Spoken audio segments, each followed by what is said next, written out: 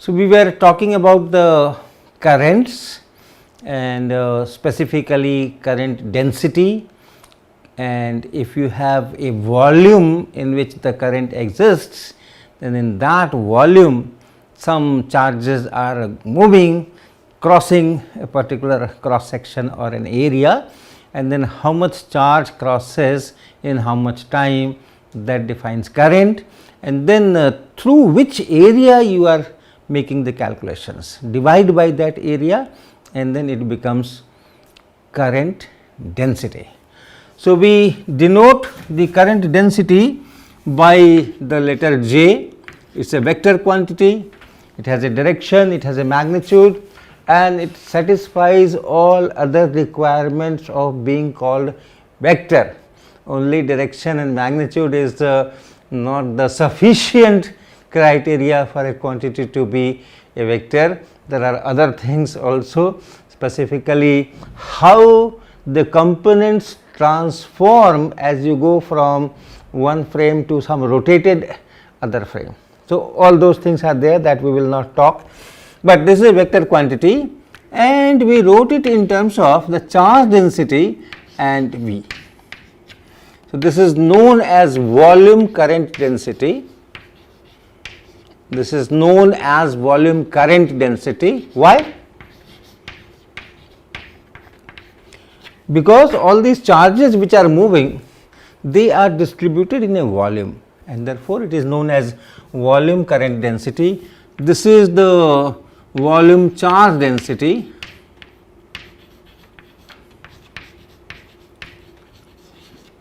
And what does that mean? This is, you take a small volume and see how much is the charge. Which charge? Only the moving charge, the flowing charge. If there are other charges which are stationary, then we do not have to take that into account. So, the volume charge density which is moving, and this is of course the velocity of the charges. And we said, as we said, this is a point by point relation. It is defined for a specific point. If you have a volume and in the volume you have a point, and you can ask how much is the current density here, how much is the current density here, just like pressure. If you have water in a bottle or in a beaker or in a bucket, then you can ask what is the pressure of water at this point. So, what do you do to get that pressure? At that point you construct a small area and then see how much is the force on it, divide by the area to get that pressure. So, something like that. If you have a volume and at this point you want to know how much is the current density, then you construct an area here around this point and then ask how much is the charge crossing per unit time dq by dt through this constructed small area. And then we do this, if this is the velocity and the charges are going this way, and then we ask how much is the current density, and then this rho v etc. work out. So, it is a point by point you can ask how much is current density here, how much is here, how much is here. Whereas current, if you look for current, then you give me some area, bigger area or whatever, and then you can ask how much charge has gone from this side to that side. So, that is on a area and this is on a point. So, it is a point by point function. So, this we talked about, and let us take an example. Suppose we have, just consider that this is a cylinder, and in this cylinder actually we have salt, we have rock salt here, and suppose each grain is charged. So, that in this entire cylindrical volume you have a uniform charge density, right. All this salt which is there, each grain, suppose somehow I make them charged and then fill it. So, this whole volume is filled with the charge, and if it is all uniformly distributed, as it is, all the salt is here uniformly distributed, and if it is also uniformly charged, then you have a uniform charge density in a cylindrical volume. Now, suppose I rotate this about its axis like this, I rotate it about its axis with some uniform angular velocity omega. So, entire charge is moving. Is there a current? Yes, there is a current. Take any area inside this, take any area, and the charge is crossing that area, and so there is a current, volume current density. So, how do I get this V, the rho I have charged it, I know how much is rho, and then omega I know, omega is same. If it is making one rotation in say 0.2 seconds, then I know how much angle it is rotating per second, and so omega I know. What is the velocity? Velocity of any point you take inside this whole volume, and what is the velocity? So, at different points the velocity will be different. At the surface the velocity will be largest, speed will be largest, and close to this axis of rotation the velocity will be smaller. At the axis of rotation this velocity will be 0. Okay? And then you know, if you have this cylinder which is rotating about its axis with an angular velocity omega, and then you have a point which is at a distance s from this axis, a point which is at a distance s from this axis, perpendicular distance s, then this velocity speed will be s times omega. And what will be the direction of this motion? It will be tangential to the circle in which that particular point is moving. We call it phi direction, phi cap direction. And so, velocity will be s omega phi cap. We'll just explain what it is. Let me complete this. So, the j will be rho, then this omega s, and then phi cap. This is the current density. At any point you pick up a point and ask how much is the current density. I will ask you at what distance from the axis is this point, that is s. I will multiply by omega, multiply by this rho charge per unit volume in that, and then I will put up this direction that okay, this is the direction of velocity, and therefore this is the direction of current. Now, what are these s and phi cap? I am using cylindrical coordinates, cylindrical polar coordinates in full, but mostly I will be calling it cylindrical coordinates.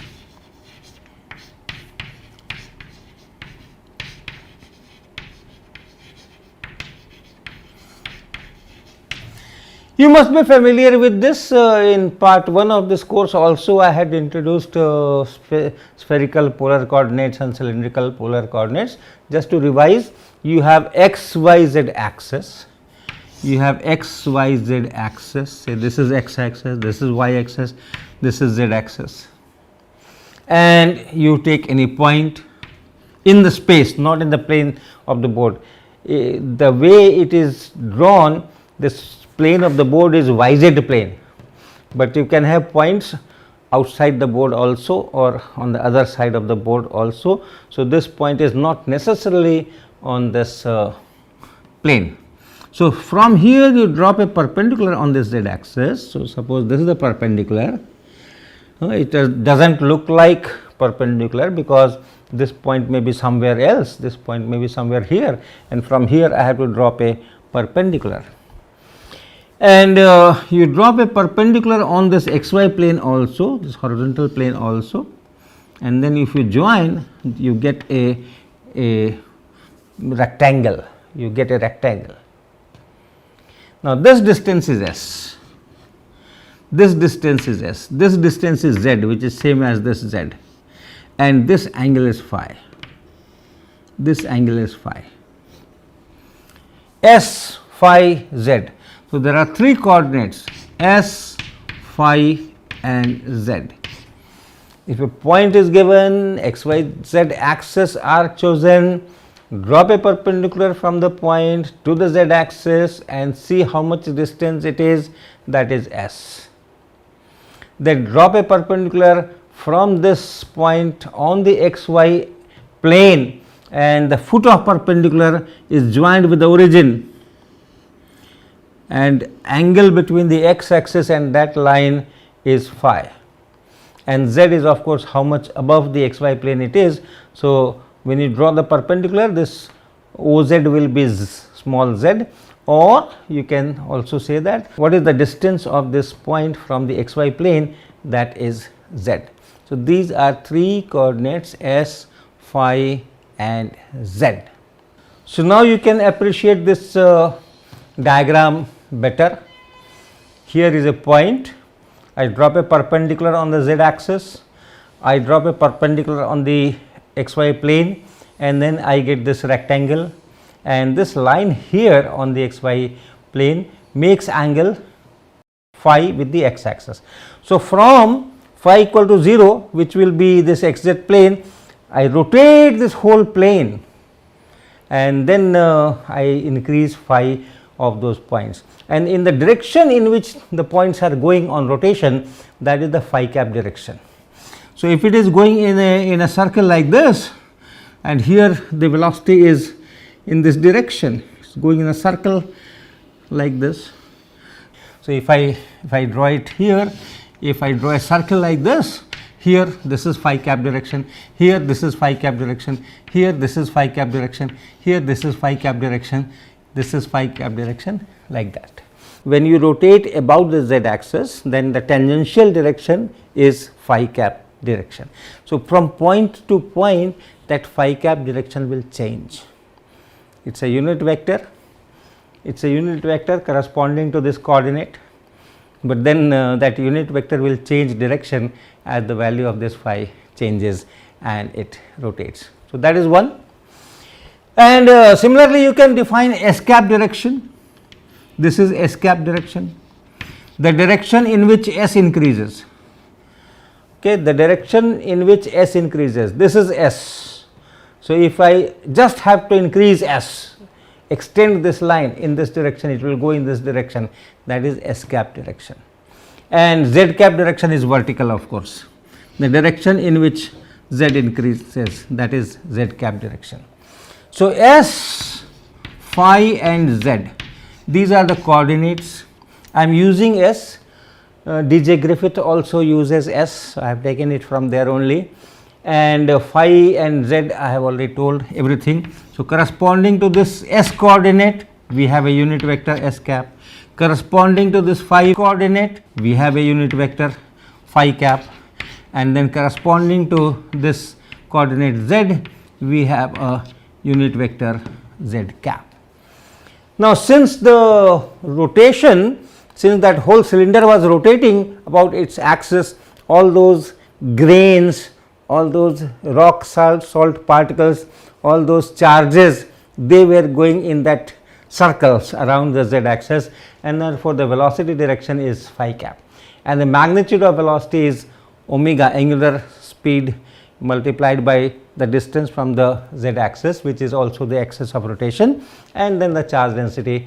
This is the expression for volume current density. There is another word which will be used, and this will be volume current element. What is that? You have certain volume and the current is there and the charges are moving. The charges are moving, the current is there. In this volume, you take a small volume which will be written as d tau. This is the Greek letter tau. So, whenever we talk small volumes, our symbol will be d tau. So, in this volume, how much is the how much is that current, looking at that, this current here, this current here, how much is the current in this particular volume, that is known as volume current element, and that is J d tau, volume current density, and then multiplied by that small volume. So, that is our current element. So, we will be having a current in a bigger volume, and maybe suppose I need magnetic field at a certain point due to this. So, we will first pick up a current element, and because of that current element, because of that small volume in which the current is there, for that much of current, what is the magnetic field, and then we will integrate. So, we will need this concept of volume current element. For example, in this wire, suppose you have a wire and in that wire current is going. So, I need magnetic field due to the entire wire, entire circuit. In an isolated wire, you can have that like I rotated about the z axis, but if it is a circuit, then this all that current which is there in the circuit can produce a magnetic field. So, I have to get the field from small elements, current elements, and then add. So, this will be needed. Another concept which I would like to introduce little bit is that we are using volume current element, volume current density, like that. We can have current only on the surface of a material, only on a surface, that is also possible, and correspondingly we define surface current.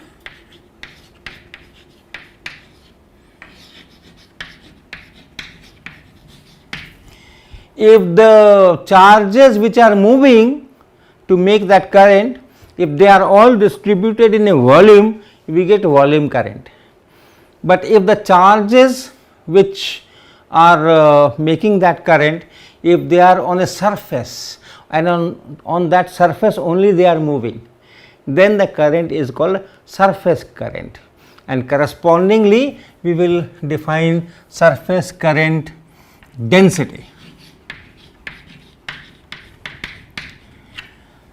How do I define that? Suppose here is a surface. Now, I have a surface. Suppose this is a surface, and then there is charges are there, and those charges are moving. Right? This is just a surface. It's not a volume. It's just a surface. Suppose this table or this board itself this is a surface, and the charges are residing on the surface of this board, and then the charges are moving on this surface only, right. So, you do not have a volume as such.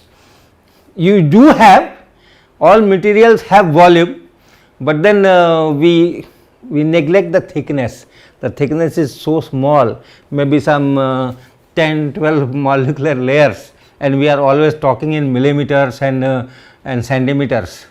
Okay. So, we neglect that. So, if you have that kind of current, that is known as surface current, and to get that current density, what I do is I take a length on this surface perpendicular to the direction of this charge flow. At different places different directions will be there, may be there, and therefore, you have to take a small element dl. This is a small element dl.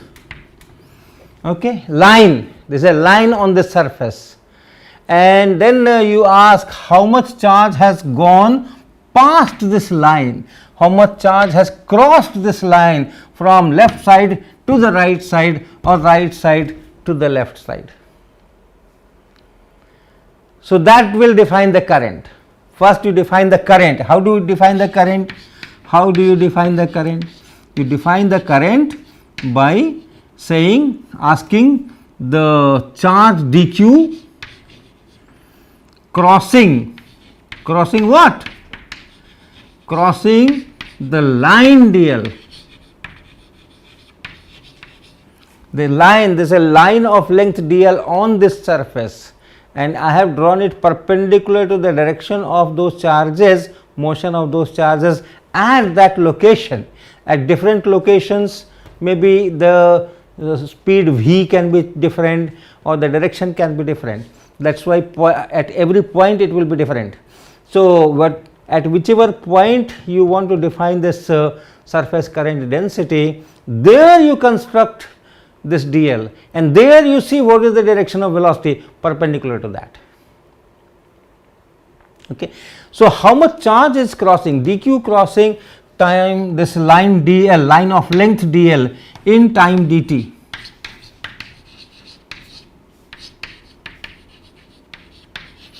That is our current, dq by dt, that will be our current.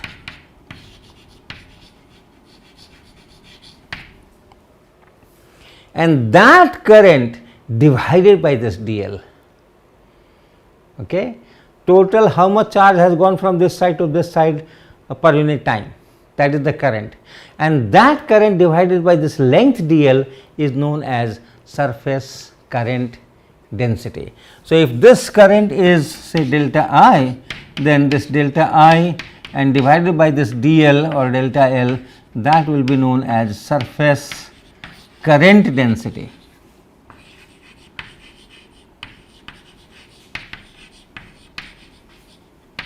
And the symbol for that is K. The symbol which we will use for surface current density is capital K. The magnitude of this surface current density is current divided by the length that you have taken to calculate the current, and then the direction of this K is the direction in which the charges are moving. If they are positive charges, if you have negative charges, then opposite to that. So, that will define your surface current density. Now, we had shown that you have if you have a volume and you have an area, and then if charges are there and they are moving with velocity v, then this j was rho times v. This was for volume. For surface, if you do the similar analysis, you have a surface and on that surface you have a line dl, and then you ask you have a surface charge density which we will write as sigma. So, sigma is surface charge density. And how I define that? How do I define that surface charge density? I take a small surface area, the entire charge is distributed on a surface, big surface, and on that surface I take a small dA and then ask how much is the charge in that dA, and that charge divided by area will be surface charge density, which we will write as sigma. So, sigma is the charge density, and once again they are all moving with velocity v. Once again, if I take this rectangle now of length v dt, this is a rectangle, dl is the width and v dt is the length, v is the velocity with which the charges are moving.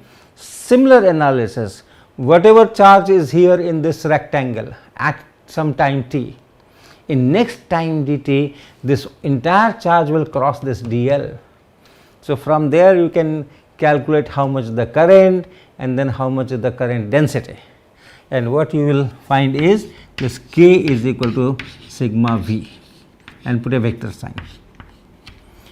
So, if you know the charge density sigma and if you know the velocity with which they are moving on the surface, then you can immediately write that this is the current density, and this k and dA, this will be known as, this is called current element, surface current element.